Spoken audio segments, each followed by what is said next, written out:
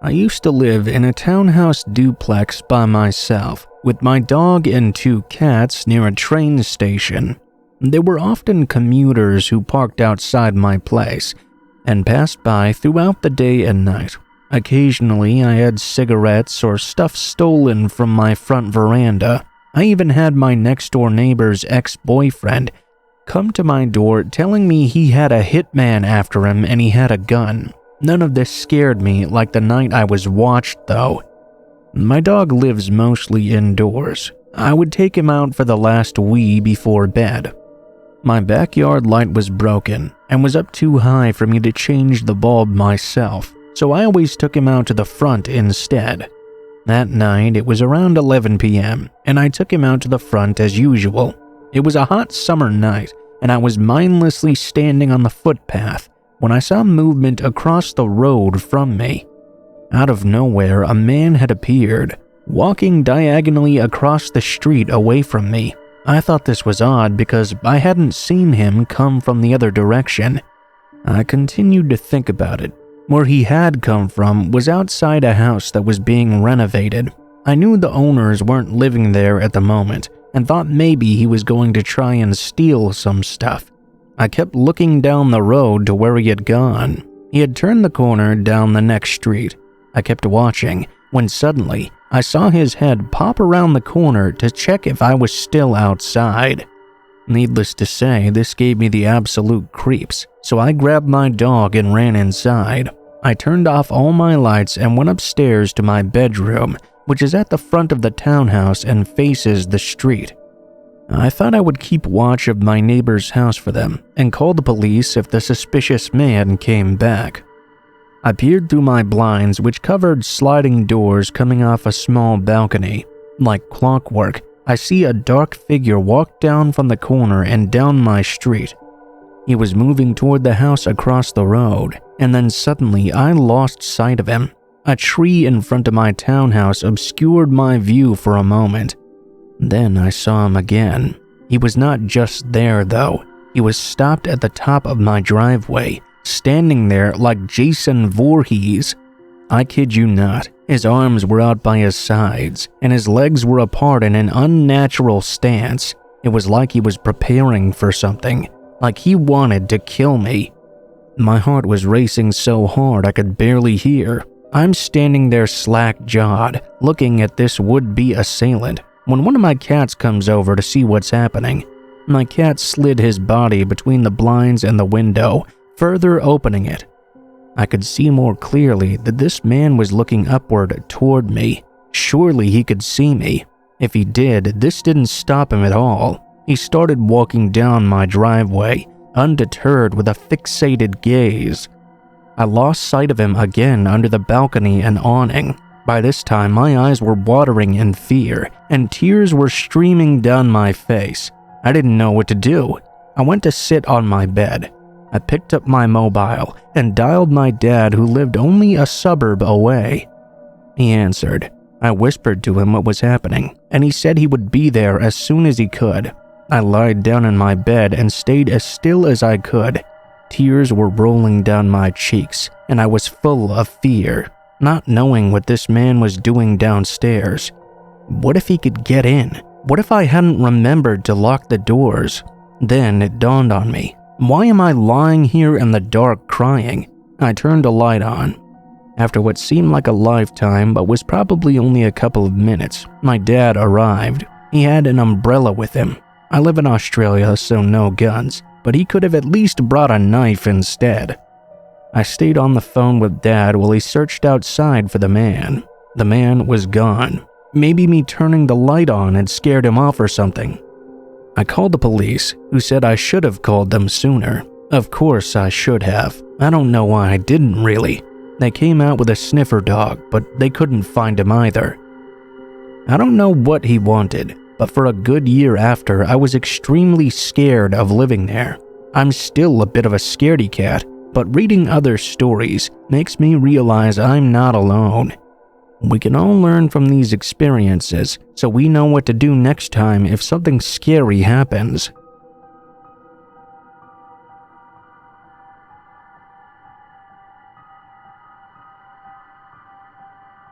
I guess I must look like someone who's a good opportunity to kidnap or something, because this is the second attempted kidnapping story that happened to me.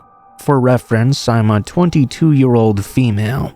I'm also very small, and have always been petite for my entire life.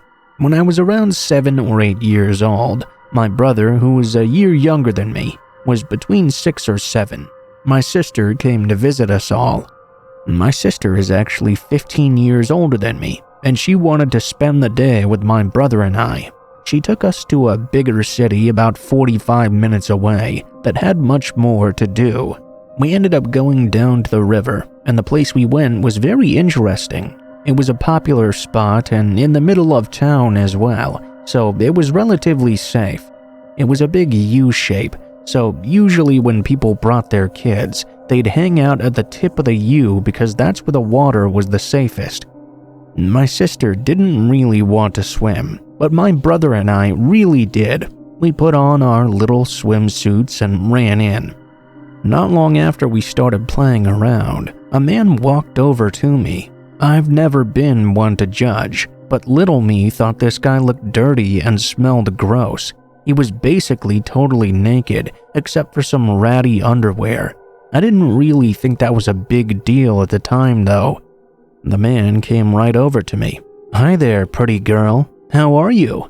I had never been taught stranger danger. I lived quite a sheltered life. Private school my entire life. Overprotective parents that rarely allowed me to leave the house without them. That sort of thing. So I thought this man really just wanted to be friends. He asked me for a hug. At the time, whenever anyone asked me for a hug, I would give them one. So after hugging me, he grabbed my hand and refused to let go. He then said, "Is this your brother?" I said yes, and he said something along the lines of, "You're both so pretty." He was still holding my hand tight. "How would you guys like to go on a little adventure?" My brother and I were excited because we didn't understand that we would not like where this adventure was going. "Okay, great. You just have to come with me. Let's make it a surprise for your mom." I told him she was my sister, and he said, "Even better," which I still didn't understand. He started to pull me away from my sister, who had looked away because someone she knew had stopped to say hello to her. He told my brother to come along as well. All of a sudden, I heard my sister scream my name so loud, everyone within earshot looked over. She started yelling things like, "Let go of my sister, you son of a bitch," and "I'm calling the cops, you perv, give her back," things along that nature. Actually, other parents who were around were grabbing their kids as a precaution, and many seemed like they were jumping in ready to help if the guy attempted to put up a fight. My sister ran into the river to pull me out of his grip. She grabbed my brother's hand too while carrying me away. She decided she didn't want to let the creepy dude ruin mine and my brother's fun though. She took us to a different part of the river in the same area that was still very popular and had lots of kids and families around. My sister was sitting and watching us. We were not too far away from her when I pointed out, "Hey, look, it's my friend from before." My sister lost it on the dude. He literally tried to say to her, "Come on, I'll watch the kids. Why don't you go shop for a few hours? You can have them back when you're done. I'll have fun taking care of them." She told him he was a sick bastard and he was going to regret hanging around if he tried it again. He tried once again to convince her to let him take me, and he was edging his way over to me and my brother again. My sister punched him in the face, then kicked his legs out from under him and stepped on his chest. She told him that he would get a lot worse if he dared to do anything else. We did tell a police officer, but they said it was probably just a homeless man and there was nothing they could do about it. My sister got my brother and I ice cream, so we felt a bit better about having to leave early. My dad was not happy when the first thing we told him was my sister had beat up a guy, but he was even more furious when he learned what actually happened.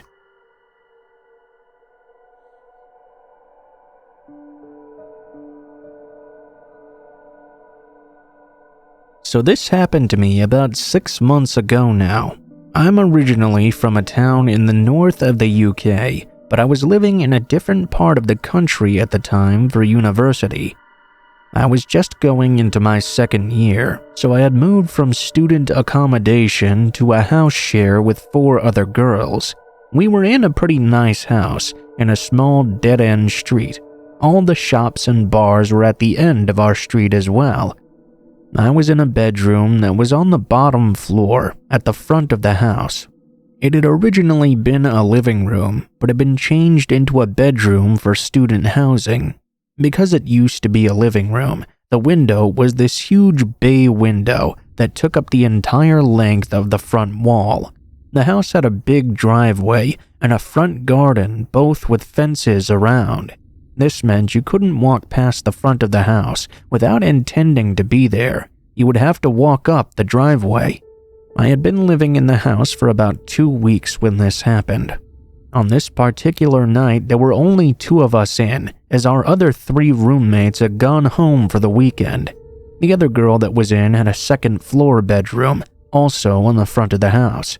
It was around 2 a.m., and I was sat in bed watching some Netflix. I didn't usually stay up this late, but I was talking to a new boy at the time, and I would often stay up really late just to talk to him. Sad, I know, but new relationships are very exciting. I remember wanting to go to sleep at about 12:30 and deciding to stay up for a bit longer just to talk to him. I'm so glad I did that. At this time, I was quite naive and didn't really think much about the dangers of not locking doors or leaving windows open. I grew up in a very nice area where we didn't ever have to lock our doors, and so I wasn't out of this mindset yet. This experience definitely changed that though. I had one of my windows slightly open, and my curtains were open as well. The curtains didn't matter too much because of the way the house was built. The garden and trees were right in front of my window anyway, meaning no one could see in unless they were standing directly in front of it. Being so naive, I didn't think that was a possibility anyone would even try. I was half laying down, half sitting up in bed, with my laptop in front of me. I didn't have my laptop on too high a volume, as although she was upstairs, there was another person in the house, and I wanted to be respectful. All of a sudden, though, I saw a shadow swiftly move past my window, as if a person was running past. I froze immediately, as like I mentioned, there was no way someone could just walk past that area unless they walked down my driveway and were specifically coming to our house. Maybe someone had walked down the wrong driveway or was cutting through and was going to jump the fence to another house. Something didn't sit right about this all. However, I left my laptop running and looked at the window for just a second. I couldn't see anything outside since it was so dark out. I could make out some sort of shadow on the wall just next to it though. For a second there was nothing. Then the shadow of a man went past once more. The shadow of another man about 2 seconds after. At this point I knew something was wrong here. I shut my laptop immediately in the hope that if they looked into my window they wouldn't see me. A bit of time passed, maybe a minute or 2. I sat in the pitch black, waiting to see if I could see anything else. After this bit of time went by, another shadow of a man went past my window in the opposite direction. It was as if they had both walked in front of my window to the back of the house, but only one had returned. I was certain at this point that something was wrong here, but for some reason I couldn't bring myself to act. My brain was trying to process a million things at once, and I was so scared I froze. I felt like if I moved, they would immediately know I was there, and I had no idea whether that was a good thing or a bad thing. For all I knew, they were hoping for a young 19-year-old girl to be inside. I didn't want to run the risk of letting them know that there was. I was also completely naked under my covers, and it definitely crossed my mind that if I got up, someone would see in through the window and see me naked. Who knows what they'd do after? After what felt like an eternity of just sitting and waiting, I heard a loud bang on my window. It sounded like someone had hit something such as a rock off of it with great force. I assumed they were trying to break it, and panicked. I can't explain what was going through my mind. but it was almost like I was waiting for something definitive to happen before I got up, as if I was being over-dramatic or something. After the loud noise, I would say maybe 30 seconds went past. All of a sudden, my curtains started moving, and I could see a hand coming around the side of them to move them out of the way.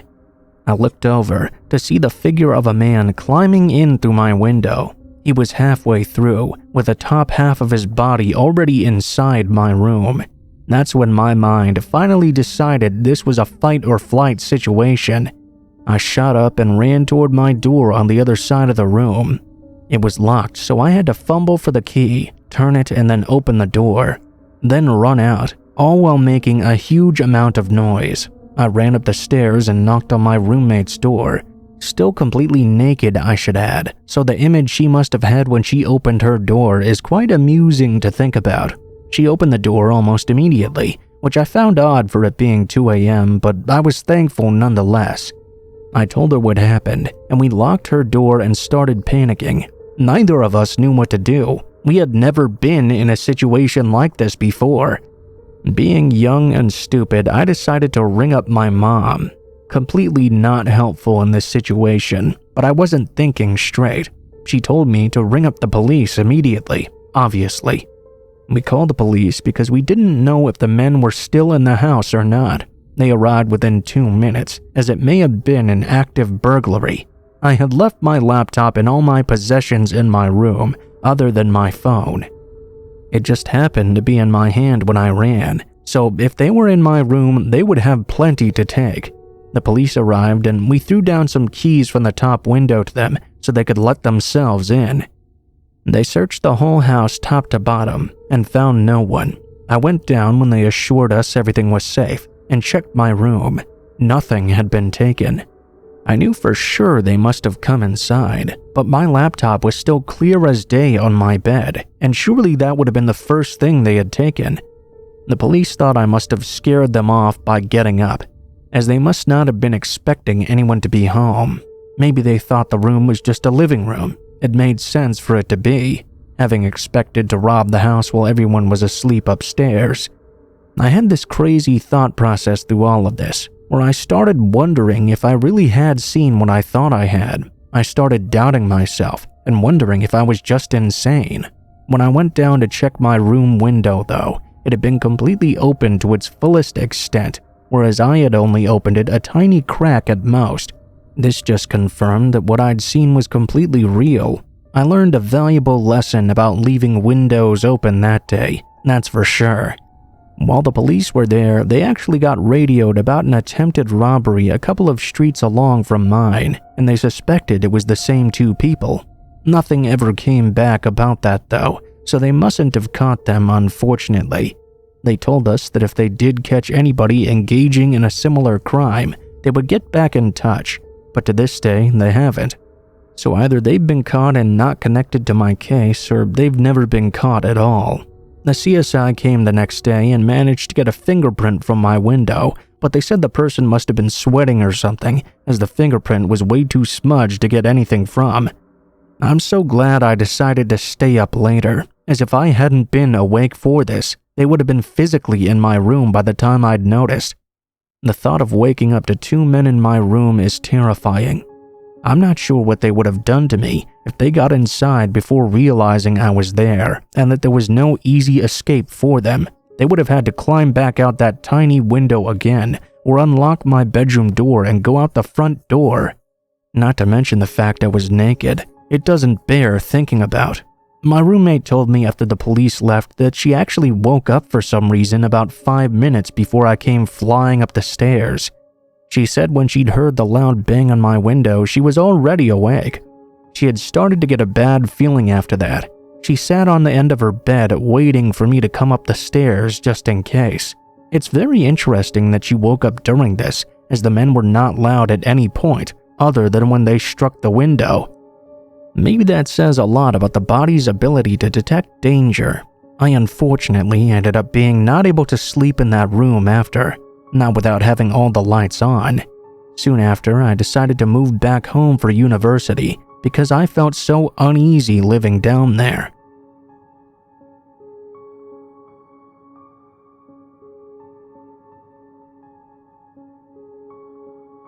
This takes place in a fairly large city, roughly 8 or so years ago. I'm a female, and at the time I was in my mid-20s. There used to be a gay bar that did goth nights every Saturday night. I would head out there fairly often with my friends. This night there was a group of about 5 of us that went together. Plus, we always ran into more people we knew once we got there. At some point, I left my friends on the dance floor and went up to the bar to get another drink. It was pretty crowded, so the only place I could squeeze into was right next to some guy on a bar stool at the very end of the counter. I ordered my drink and he looked over and said hello. He had a pretty interesting accent, so I asked him where he was from. He replied that he was originally from Ethiopia.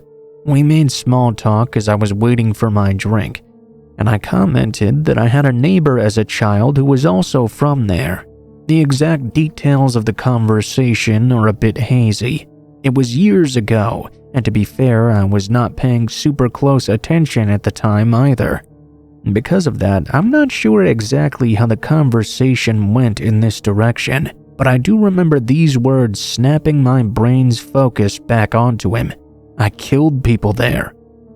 Oh, well, I awkwardly chuckled, thinking maybe this was some weird drunk guy thinking he would say weird creepy things to a goth girl at the bar. Maybe it was a really bad attempt at flirting. My drink arrived and I remember stirring it and trying to ease my way out of the conversation. I was still waiting for my change. You mean you used to kill people? He shook his head and replied very casually, No, I still do. Uh-huh. My change could not arrive fast enough. I tried another awkward laugh and made some snarky comment about how I was fat, and if he tried to kill me, I'd fight back and sit down on him. I don't know, I had no idea what to say in this situation. Again, casually, without any emotion in his voice, he replied, There's no trying. If I decide to kill someone, I kill them. My change finally arrived, and I took my drink, which I'd not let leave my hand or line of sight for an instant. I excused myself and headed back over to my friends on the dance floor. I watched as he turned his stool so he could keep an eye on me. He just sat there sipping his own drink, never looking away. Finally, at some point, I saw him put down his empty glass and move out the front door. I sighed in relief and continued to enjoy my night out. Several hours later, Goth Night was ending, and the next theme DJ was taking over. My friends and I were saying our goodbyes, and I started walking to the front door. I turned around to see the friend that had given me a ride was stuck in a conversation with another acquaintance.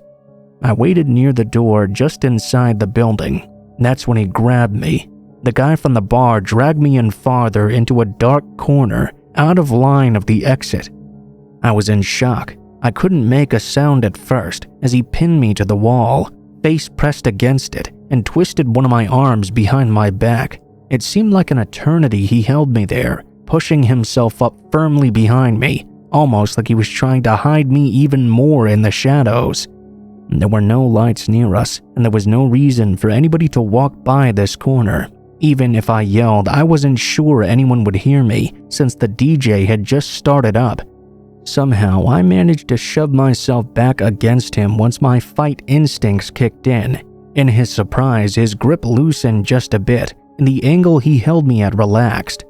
I managed to shove my fist against his balls. I have no idea to this day how I bent myself around in just the right way, but he doubled over in pain and I ran.